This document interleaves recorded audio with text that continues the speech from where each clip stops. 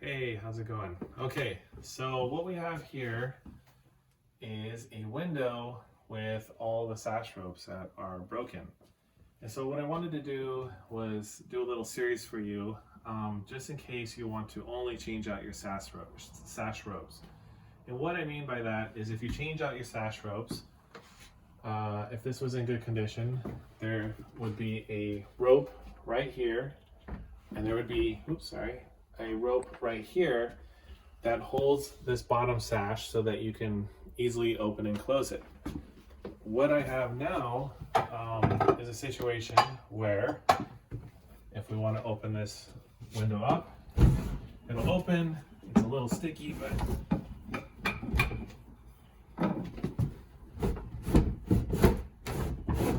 it barely gets open, and then you have to hold it up with a piece of wood. So what we want to get it to is a point to where it opens up a little bit easier, and also it doesn't come, slamming down on someone because it's actually kind of a heavy window.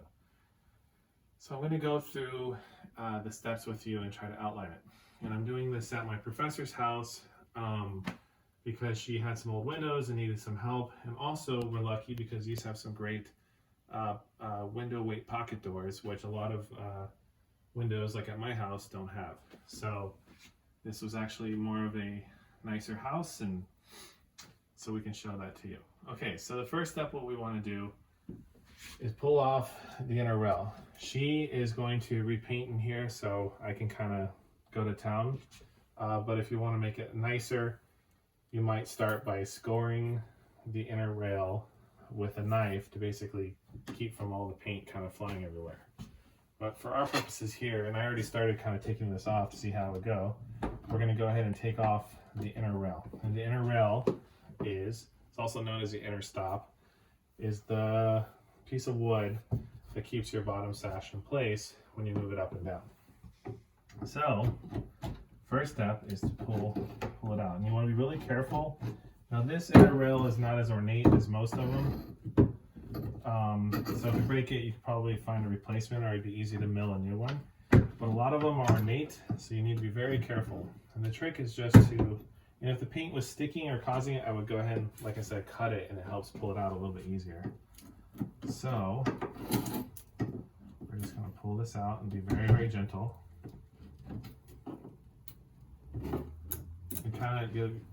You kind of feel where the nails are, so go ahead and pull them out.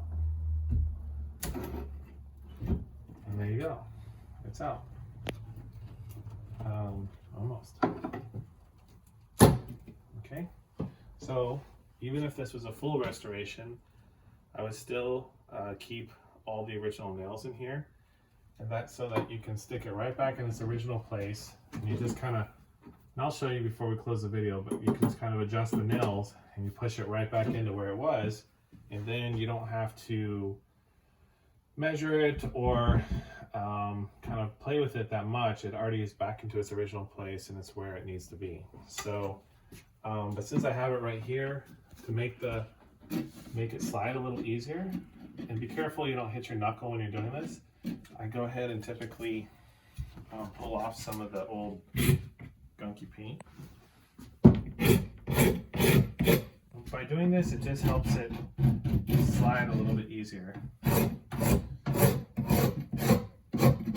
just a note, prior to doing this, we did a little bit of a lead test, confirmed this wasn't lead paint. This is just kind of probably paint that's been here since the 80s. If you had lead paint, you'd want more protective gear, do your own research, you'd want a mask on, and make sure that you have a HEPA vacuum cleaner, ways to clean it up. You don't get it everywhere. So anyways, made a little mess here, but I'm just gonna clean this up.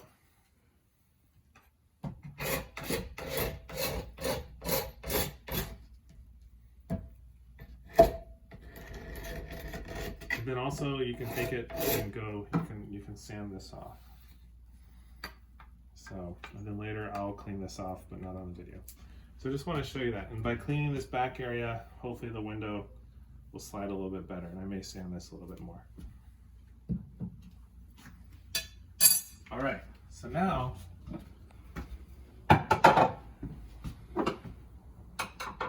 this lower sash can basically come right down. So there you go.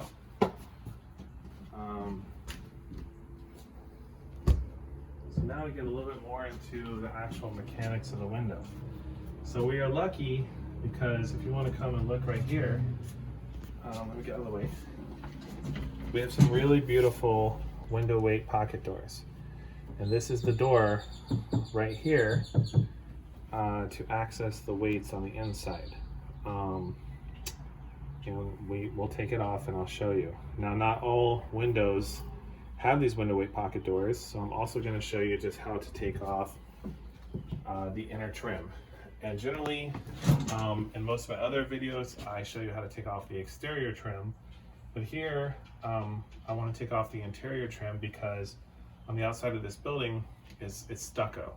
And the stucco actually comes and covers the weight pocket and comes all the way to the window frame. So there's no exterior trim for me to take off. So I literally have to take it off on the inside. Generally though, I like to take it off on the outside because, as you can see, we're getting paint and stuff like that. If you can do it on the outside, I usually find it easier to keep clean and do all that. Also, the paint on the interior is usually in better condition, and sometimes it's harder to come back in and make all the painting repairs, whereas on the outside, if you're doing a full restoration, typically the exterior trim has been more beaten by the sun. It's just a lot easier to get in there, pull it off, and clean it up later. But today I need to take off the interior trim to show you, so I can show you both ways. So I'm going to pause the video real quick and then I'll come back in a second.